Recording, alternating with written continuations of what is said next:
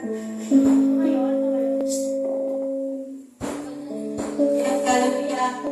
Sige po, magtuloy po tayong manalangin sa Panginoon. Lord Jesus. Sige po, magtuloy tayong manalangin sa ating Panginoong Diyos ngayong gabi. Purihin natin ang ating Diyos na dakila sa lahat.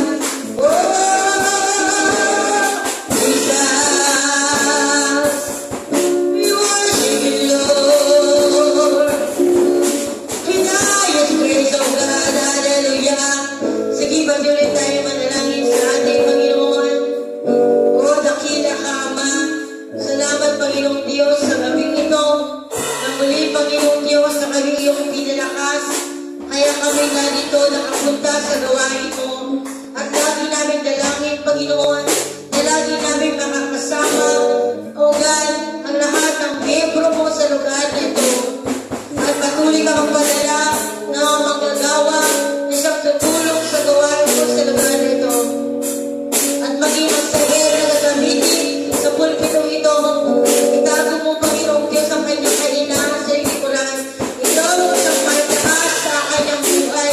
Ang tanging salita mo naman, Panginoon, ang mamumutawi sa kanyang mga labi. At maging sa aming mga kawitan, Panginoon,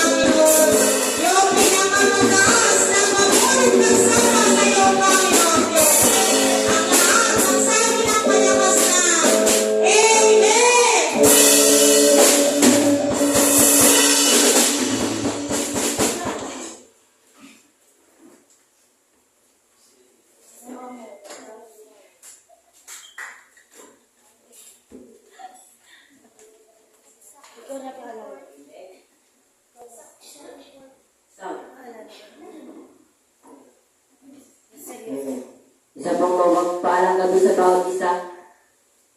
Amen. Sino po masayang gabi? Simulan ng Amen!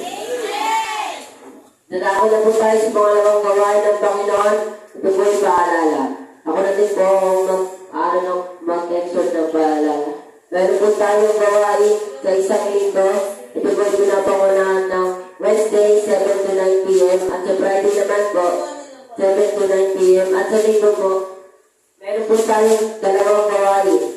Ito po yung umaga, 9 a.m. to 11 a.m. At sa gabi naman po, 7 p.m. to 9 p.m.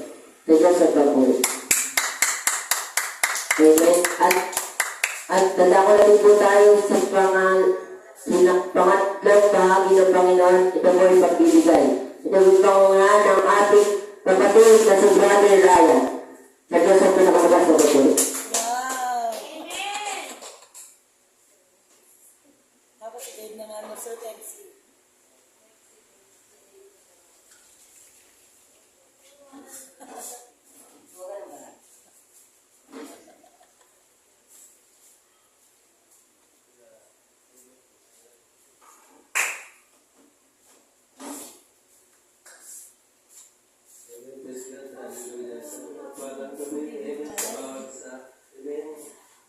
Masaya mo ka bawat isa sa lugar ng Amen. Ako po ay pag-aamon sa bawat isa. Amen. Sino po gusto pagpalain sa lugar ng Amen. Tayo po yung gusto pagpalain ng ating po Panginoon. Amen. Dapat, Amen, sa bahay pa lang, Amen, nakahanda na yung para sa ating po Panginoon. Kaya, napakalaga yung pag-ibigay sa gawain ng ating po Panginoon. Kaya kapatid, huwag po tayo magsawa. Amen. Huwag tayo magsawa sa gawain ng ating po Panginoon. Huwag po tayo magsawa sa pag-ibigay. Kaya kapatid, ito po yung, Amen, ang layunin naman sa Amen, taas. Masagala ng ating po Panginoon. Kaya, Amen, tayo po, Amen, magdako sa pag-ibigay. Sabi nga, Amen, sa kawikaan, Amen, ito po, Amen, napakalaga po. Amen, sa mga mananampalatayang mapagbigay. Amen, sa kawikaan 11 verse 24 hanggang 25. Sabi nga dito, ang tao mapagbigay ay lalo yung mayaman, ngunit naghihirap at tikom ng mga kamay. Kaya, Amen, yung mga tao mapagbigay, Amen, lalo yung yayaman ng ating po Panginoon upang makatulong pa sa kapwa niya, upang makatulong pa sa kanyang sa gawain ng ating pong Panginoon. Kaya, yung mga tao mapagbigay ay lalo yung mayaman. Pero, Amen, ngunit naghihirap, Amen, yung mga tikom na kamay. Kaya, Amen, papanan, Amen, yung mga tao patulungin mapagbigay ay lalo pala yung mayaman. Pinapayaman ka ng ating pong Panginoon sa pananampalataya. Pinapayaman ka ng Panginoon sa lahat ng bagay na gusto mo. Amen, ang pagpinansan, pinayaman ka ng ating pong Panginoon. Kaya kapatid, ngunit naghihirap ang tikong na mga kamay, naghihirap pala yung mga tikong na mga kamay, yung mga courage mo. Amen. Kaya kapatid, napakalaga pala yung pagbigay sa gawain ng ating pong Panginoon. Huwag po tayo maging kuripot. Kaya kapatid, Amen, kita po ng ating pong Panginoon, Amen, yung mga sakripisyo mo, yung pagtitiis mo sa pagbibigay, sa pagbibigay sa gawain ng ating pong Panginoon. Amen, babayaran po yun ng ating pong Panginoon. Huwag po tayo magsawa na tumulong sa gawain ng ating pong Panginoon. Yung mo, 4 na bisis yan. 4 na bisis. Dahil sa linggo, Merkulis, linggo ng umaga, linggo ng gabi. Amen. Yun po, hindi kasama na po yan sa gawain ng ating pong Panginoon yung pagbibigay. Dapat, Amen, kita po ng ating po Panginoon yung sakripisyo mo, wala na po sa pinansyal, yun sa pagbibigay mo sa gawain ng Panginoon. Kita po yan, Amen, babayaran po yung ating po Panginoon. Iba-iba kasi yung gusto ng Panginoon na pagpapala. Amen, ang pagpapala ng Panginoon, iba-iba po yan. Amen, ang pagpapala na po, hindi lang po sa pinansyal. Ang pagpapala po, Amen, yung iningatan yung buhay mo, yung walang ang kasakit, yung ginabayan ka ng Panginoon sa araw-araw mo bumubuhay. Yung po, napakalaking biyahe na po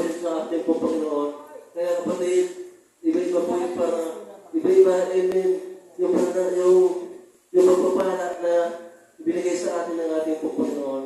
Kaya kapatid, mapahanap po yung mga tao talagang mapagbigay, matulungin sa gawain ng Panginoon. Sabi nga dito sa verse 25, pag taong matulungin, nasagana ang pagmumuhay. Kaya typical po talaga yung mga tao matulungin, nasagana ang mga pamumuhay. Kaya hindi talaga, lalo pinapasagana ng Panginoon yung mga tao matulungin, hindi mapagbigay.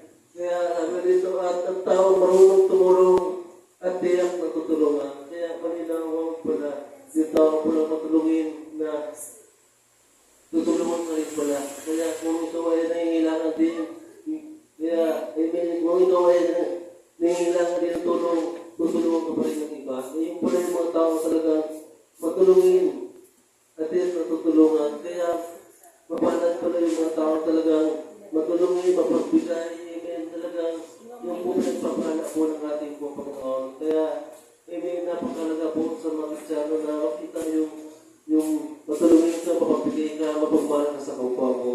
Kaya yung po gusto ng ating po Panginoon. May nakita po tayo, amen, na bukas balat po tayo tumulong sa gawain ng ating po Panginoon. Kaya yung lamang, amen, tayo po, amen, manalangin sa ating po Panginoon. Panalangin mo, amen, ibibigay mo sa ating po Panginoon. Kaya, amen, kita po, amen, yung sakripisyo, amen, kita po ng ating po Panginoon, yung sakripisyo mo, pagkatiis mo, sa gawain ng ating po Panginoon. Kaya, amen, dapat tayo, lago po bang umpan ng ating pananampalataya. Amen, lagi po tayo, amen, dumalo sa gawain ng ating po Panginoon. Bukos tayo, amen, magpanakasan, napakalaga, amen, ang bawat isa ay narito. Yung po, amen, talaga nagbibigay ng kalakasan sa bawat isa. Kaya, amen, di ba, natutuwa ka pa makita mo ang isa. Kung mga nagagalak ka na, napapalakas ka, yung po, amen, yung talaga yung mga mananampalataya. Amen, pero makita mo ang isa, pag wala, parang ano ka rin, malungkot, kung parang ka rin nasasaktan. Ganun po yung mga mananampalataya. Dapat, amen, nakikilala ito sa gawain ng Panginoon para umpan ang bawat isa, palakasan. Napakalaga po yung bawat isa na ito. Amen, napakalaga yung salita ng ating po Panginoon. Ito po ay bibigyan ng kalakasan sa bawat isa. Kaya yun po napakalaga po, lagi po tayo sa gawain ng ating po Panginoon. Kaya amen, dapat lagi po tayo handa sa pagbibigay. Kaya amen, panalangin po natin. Amen, ang ibigay po natin sa ating Panginoon. Yes, hallelujah. Dakilang Ama, Lord, salamat Panginoon sa lahat ng kabutihan mo ay patuloy namin naranasan. Kayaan mo, dakilang Diyos, ang magbibigay. Panginoon, ay pagpalain mo, dakilang Diyos, kita mo, Panginoon, ang mga sakripisyo ng bawat isa. Kita mo, Panginoon, ang mga pagtitiis ng bawat isa, Panginoon. Naniwala kami, Panginoon, balang araw, Panginoon, ay Panginoon, balang araw, Panginoon, magkikita namin, Panginoon, ang bunga nito, dakilang Ama. Lord, dalangin namin, Panginoon, i-provide mo ang mga kailangan ng bawat isa. Lord, maraming salamat sa pangalan ni Jesus. Amen. Tayo po rin magbigay sa ating Panginoon.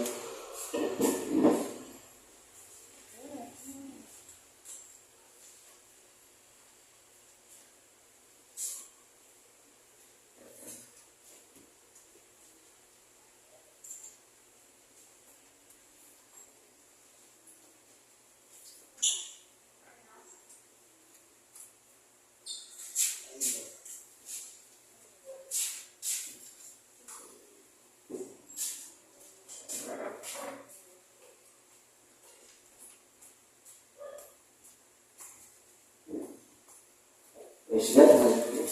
Huwag natin palagpakan ng malakas ang ating Panginoong Diyos. Hallelujah. At bagong lahat ay manalangin sa ating Panginoon. Napaka-importante kong panalangin para lagi tayong samahan ng ating Diyos na makapangyarihan. Panginoon, napakabuti mong Panginoon ay kalakasan. Patuloy namin nararanasan ngayon, kaya muli kami kakatipon, Panginoon, na may kagalakan. Kaya salamat sa pagod na ito, Panginoon. Kung mayroon mang pinagpapala, Panginoon, sa araw na ito, sa gabing ito, walang iba kundi kami. Kaya kami, Panginoon, ay narito. Ayain niyo po, Panginoon, pahintulot mo sa pamagitan ng kapangyarihan mo na sa amin nananahan ay patuloy namin itong maranasan, Panginoon, upang patuloy kaming visible sa gawain mo sa bawat Panginoon. service ng iglesia ito. Maraming salamat at ayaan mo, Panginoon, yung mensahe namin pag-aralan ngayon na mula sa inyo. Pagpalain mo, Diyos, upang may pagpapala ito sa aming buhay. At gamitin mo lang ako sa gabi ito ayon sa iyong kalooban sa pangalan ni Jesus. Ang lahat ay magbuhay ka ng malakas na Amen and Amen and Amen. Maraming salamat sa bawat isa. Diyos po patuloy na magpala sa atin. At ngayon, dito po tayo, no? Sa ating pag-aralan ngayon. Maiksi lang po ang ating pag-aralan ngayon. The promise of God has a benefit. So, naniniwala po tayo na ang mga pangako ng Diyos ay may mga talagang